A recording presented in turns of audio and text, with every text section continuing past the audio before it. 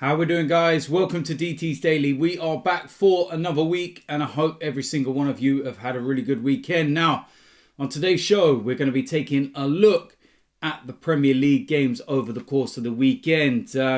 Games started on Friday and they, of course, finished yesterday. Plenty of goals and, as usual, plenty of talking points. I represent my fucking self. How we doing, guys? Welcome to DT's Daily. That's right.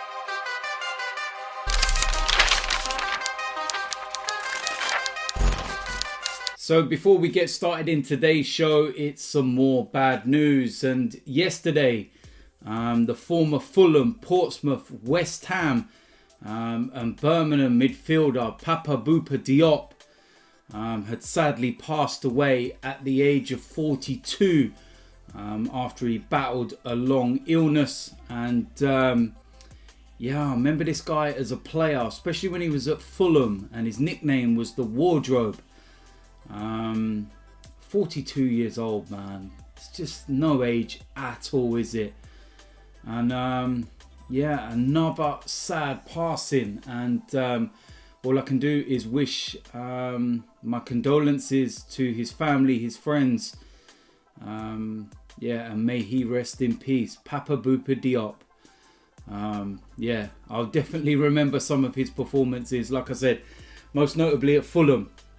Nicknamed the Wardrobe for obvious reasons, and he was Colossus in that midfield area, and he was quite literally a wardrobe and you couldn't move him, but may he rest in peace. Now we're going to go and get into the results and the games over the course of the weekend. Now, plenty of goals, plenty of talking points as per usual, and plenty of VAR controversy. Friday night was the first game, and that was Crystal Palace against Newcastle United. 2-0 win for Newcastle. Callum Wilson was on the score sheet.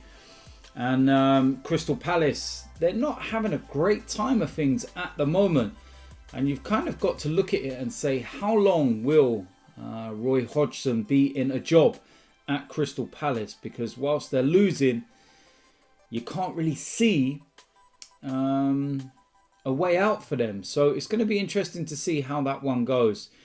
West Brom against Sheffield United, and it was a 1-0 win for West Brom.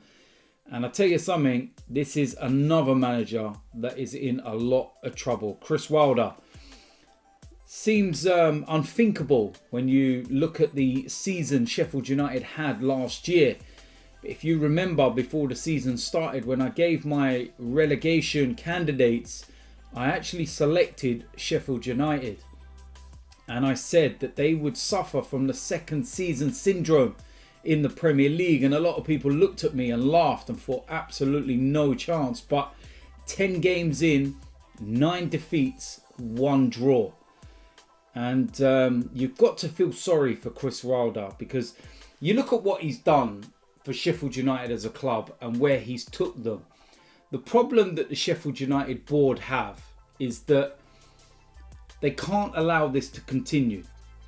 They have to start winning and survive in the Premier League. They cannot go back to the Championship. That would be catastrophic for the club. So do they act quickly and try and bring someone in and turn these results around now? Or do they let Chris Wilder see this out and try and turn it around himself? I've got a feeling that Sheffield United will probably stick with him at the moment, but they may start changing their tune by the end of December. You know, the Christmas period is always tough, and I feel that if Sheffield United over these next 3 weeks or so don't start picking up points, and I mean victories, then I feel that they're going to have to make a change and Chris Wilder will be out of a job. Next up, we have Manchester City against Burnley. Very, very comfortable. Manchester City, again, for the 4th time in a row at home against Burnley, they win 5-0. Score 5 goals anyway. Absolute rout. Riyad Mahrez with a hat-trick. And what a player he is, man. Staggering that he doesn't always get into the Manchester City side. and start games on a regular basis. But yeah, very routine, very comfortable. Kevin De Bruyne with assists left, right and centre and doing what he always does. But yeah, it was Riyad Mahrez Day, and a very, very good hat-trick from him.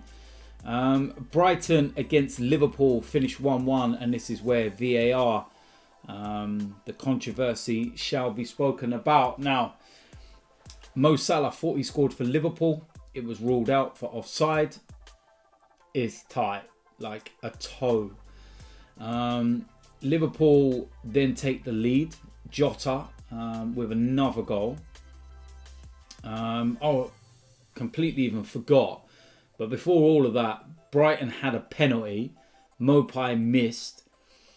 Then we go to Liverpool scoring a second goal through Mane. And VAR ruled that out for offside. Now this one was rightly called and clearly offside. And then in the 93rd, 94th minute, I think it was, Robertson went in for a tackle with Danny Welbeck. When he was going to clear the ball, caught his foot. Welbeck kind of went down, but immediately got up. Wasn't, even appealing for a penalty or anything. And the referee went and checked the monitor because VAR told him to, and he gave the penalty, and Brighton scored. Now, if you watch the post-match press conference after the game, Jurgen Klopp was absolutely fuming. And I think it was his interview on BT Sport. And the pair of them, him and the, I think it's Des Kelly that does the interviews. And they were going at it with each other. Jurgen is rattled big time. I can kind of see where he has a bit of a problem with certain things, but yeah, it's one of them, man. The amount of favourable, decisions that Liverpool have had. A similar thing happened between West Ham and Liverpool not so long ago, where Salah got a very, very minor contact onto his boot. Very reminiscent to this one. Mo Salah made the most of it, and you can't, moan about it when it goes against you and then say nothing when it goes for you. But yeah, the points were shared in this game, and Brighton, they played well in this one, and I feel that they will be happy with a point at least. Moving into Sunday's games, a lot of drama and excitement in the first game, and that was Southampton against Manchester United. Southampton take a 2-0 lead, and Ward-Prowse's free kick, absolutely superb, and he's a bit of a specialist when it comes to his dead ball free kicks. Manchester United then made the substitution at half time, bringing on Cavani. He immediately set up Bruno. He then scores the equaliser, and in the 94th minute scores the winner. And it's quite ironic, really, but you're looking at social media during the first half, it was all Ollie out. And then within the space of 45 minutes, don't know where they're gone. Disappeared. Didn't see him anymore. Next game was probably the one game that everyone built up over the course of the weekend, and that was Chelsea against Tottenham. And like clockwork, it finishes 0-0. Yeah. Timo Werner had the ball in the net in the first half, but it was ruled out for offside. Second half was very, very poor. Very stop-start. Referee constantly giving free kicks. Tottenham didn't even register a single shot in the second half. Tammy Abrahams had some half chances and fluffed his lines. And you're looking at some of those deliveries and crosses that he was getting on the end of. That was Olivier Giroud. You think that one of those would have ended up in the net. Ironically, in injury time, Giroud actually went through, and it looked, like he could lob Lloris, and it would be a very, very simple goal. and he just didn't get anything on it at all, and it was a poor miss, to be honest.